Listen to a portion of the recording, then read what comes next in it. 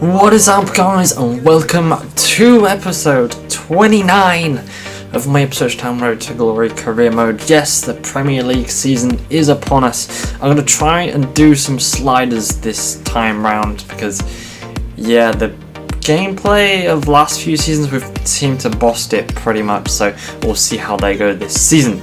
And as you've seen with the transfers, we've brought in a Brownhill, Holgate, Keller, Colwell and Bree on a free, and yeah, they're just going to be so much better players than what we've had before. I mean, Bree is only 74 rated, so he should be, you know, there or thereabouts, but I will start Wes Burns because he's earned the right to actually be here. And here is the Premier League table of the teams that will be playing in the season alongside us. So yeah, those are the teams. Getting into the fixtures for today, we have Arsenal and Newcastle, just the two for today, as there's quite a lot of signings brought in. I've done all that stuff and I want to keep it a nice short episode, this first one, and then we'll just go back to the usual 4 games per episode, just because obviously the Premier League season is a bit shorter than the Championship, so we might end up getting through this quite quickly, so I might shorten it down to 3 and then I'll see where we go from there. As you get the fancy new graphics for the lineup, I'm not showing them as a whole, I'm showing you as they come up for these graphics. So we're playing the 5-3-2 formation, and all our players that we purchased are starting for us today. And you have the usual, actually I say that, we are playing Skinner as a left winger, so we're playing a 5-3-2, but the 2 up front is more of a left winger and striker. So that is going to be a weird formation to play, but you know, I just want to get Skinner to try and train him up to actually be a striker, and the only way I've got to do that is to shorten down his weeks that he'll be a striker.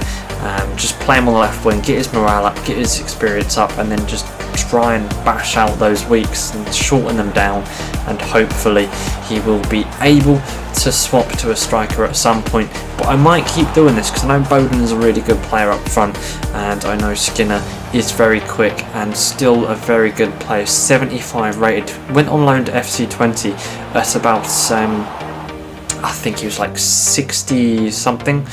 Yeah, he might have been high 60s, and now he's come back as a 74 rated or 75 rated left winger, which is absolutely crazy. I didn't really think that was going to happen, but yeah, he's definitely brought a spanner in the works for keeping him and starting him because he's so good rated, though he would offer quite a sum if we did sell him. And with this Arsenal game, we haven't implemented the sliders just yet. I've done that afterwards on the Newcastle game, which you should be able to tell from the gameplay that it'll be much different, and you might be able to notice the difference yourself in quality and in actual realism gameplay sense of things. But Arsenal 2-1 up now. McKennie, I'm pretty sure in real life he went on loan or got purchased. I can't remember who by. I think it might have been Leeds. I'm not entirely sure. Correct me if I'm wrong down below in the comment section. But he has gone to Arsenal instead of Leeds, or whoever he actually went down to. And Keller hasn't made a bright start for his Ipswich Town career. He's 77 rated. I did kind of want to go with someone who's 80 rated, but unfortunately we could not persuade them to come, so we went with the Liverpool backup keeper. He's actually really good. I had my eye on him for quite a while, and yeah, his potential can get quite high if we will play him a bit more. But now Harris gets played in by Brownhill, and Harris lays it into Bowden, but Sanchez with a really good save, and Arsenal have purchased a new keeper this season as well, so hopefully Arsenal are trying to push for a title, because I think Manchester United won the one before, though we didn't show it because we didn't really care for it that much. But Harris into Brownhill, Brownhill scoring his first Ipswich Town goal on his debut for us. Yeah, he played the pre-season, and I really found Brownhill quite a nice player to use.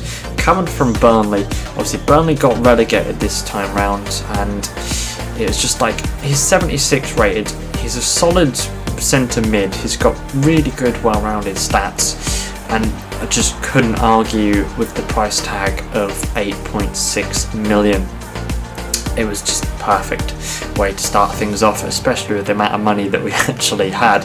We still have some money left over. I think there's at least about 20 mil left to go, but I don't think we'll be using that. We'll wait until January to see what comes up and see if we need to sign anyone or loan in anyone on a free, or if anyone comes in injured, then we'll need to replace them with a player in January.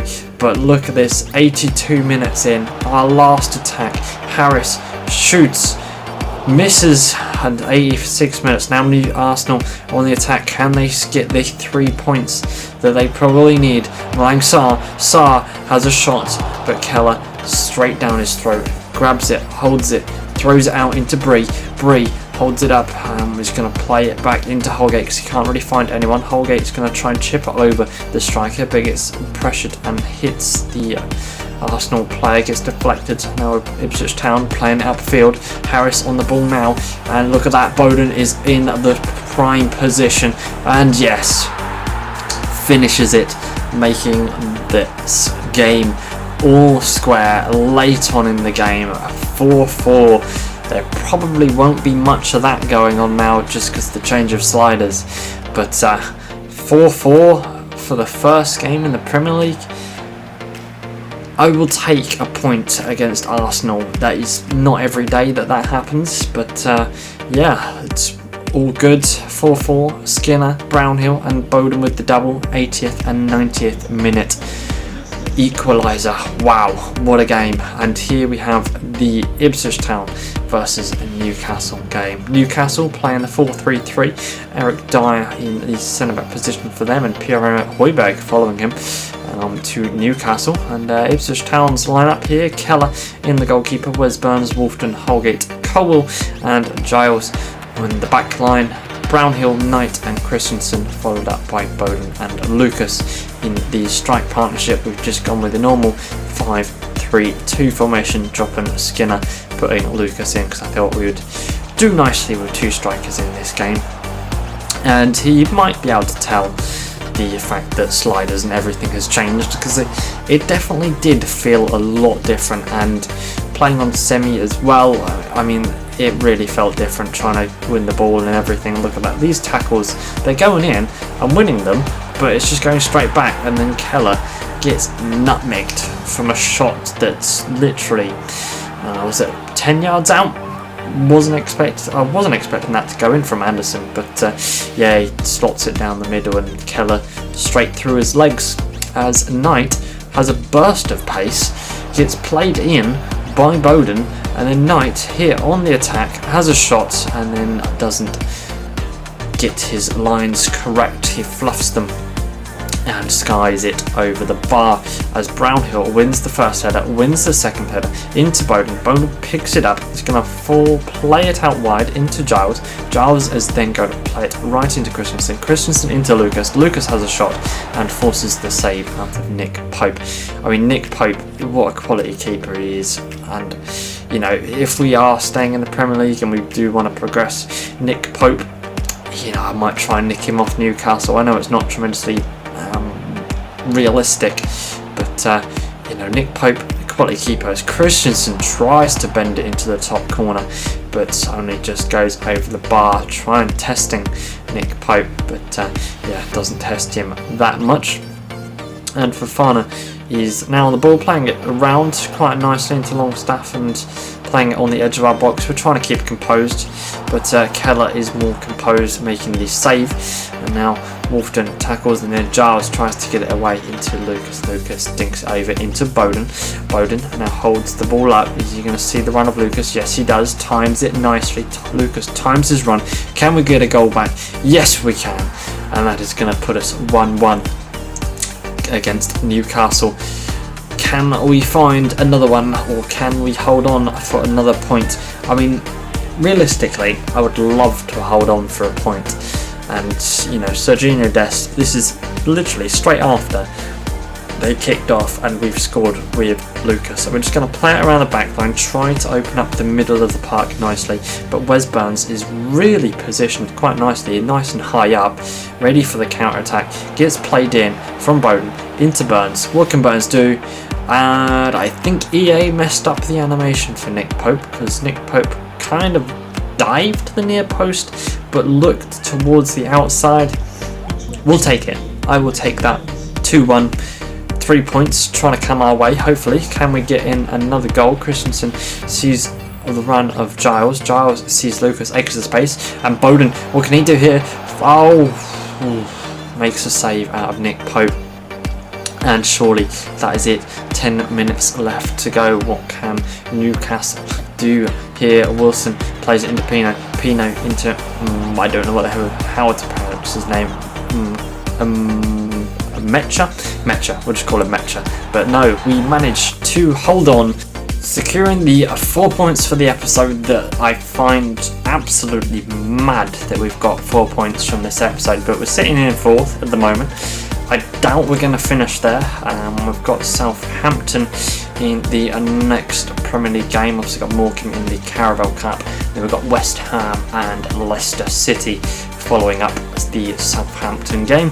We're making the 3 Premier League games of that episode.